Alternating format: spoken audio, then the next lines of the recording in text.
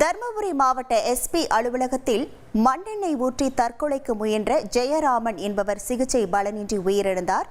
அவரது உடலை வாங்க மறுத்து உறவினர்கள் போராட்டத்தில் ஈடுபட்டனர். இது தொடர்பான முழு விவரங்களோடு இணைகிறார் நமது செய்தியாளர் நந்தகுமார். வணக்கம் நந்தகுமார். தற்போது போராட்டத்தில் ஈடுபட்டிருக்கக்கூடிய உறவினர்கள் வைக்கக்கூடிய கோரிக்கை என்னவாக இருக்கிறது? முழு விவரங்கள். தர்மபுரி மாவட்டம் நல்லமல்லி அடுத்த கீழ் ராஜாத்தோப்பு கிராமத்தை சேர்ந்த ஜெயராமன், வயது 52. இவருக்கு 2 மனைவிகள் உள்ளனர். முதல் மனைவி இறந்த நிலையில் 2வது மனைவியுடன் வசித்து வருகிறார். இந்நிலையில் இவர்களுக்கு சொந்தமான 1.5 ஏக்கர் நிலம், விவசாய நிலம் உள்ளது. அதை கோழிப்பண்ணையை வைத்து நடத்தி வந்தார். இவருக்கு கடன் பிரச்சனை என்பதால் தனது நண்பர் செல்வராஜ் என்பவரிடம் தனது நிலத்தை பத்திரத்தை வைத்து பணம் கேட்டுள்ளார். பத்திரத்தை பெற்றுக் கொண்ட நண்பர் செல்வராஜன் 10 லட்சத்துக்கு பத்திரத்தை அடமானம் வைத்துக் கொண்டு அதில் 3 லட்சம் மட்டுமே ஜெயராமன் கொடுத்துவிட்டு மீது 7 லட்சத்தை கொடுக்காமல் ஏமாற்றி வந்துள்ளார்.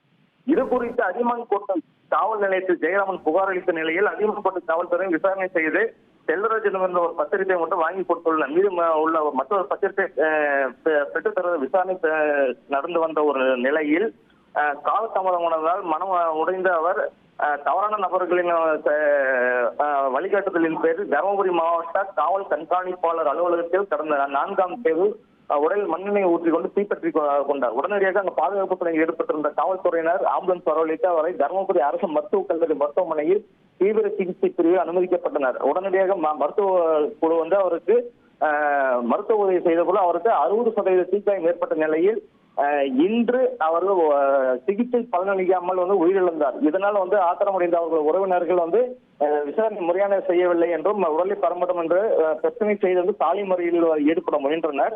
இதனைத் தொடர்ந்து உடனடியாக சம்பவத்து வந்த காவல்துறையினர் அவர்களும் பேச்சுவார்த்தை நடத்தியில் உடன்பாடு ஏற்பட்ட நிலையில் தங்களுடைய சாலை முறையில் இதை கைவிட்டு பின்னர் உடலை பெற்றுச் செல்வதற்கான அடுத்த கட்ட பணிகள் ஈடுபட்டு வருகின்றனர். உங்கள் விவரங்களுக்கு நன்றி நந்தகுமார்.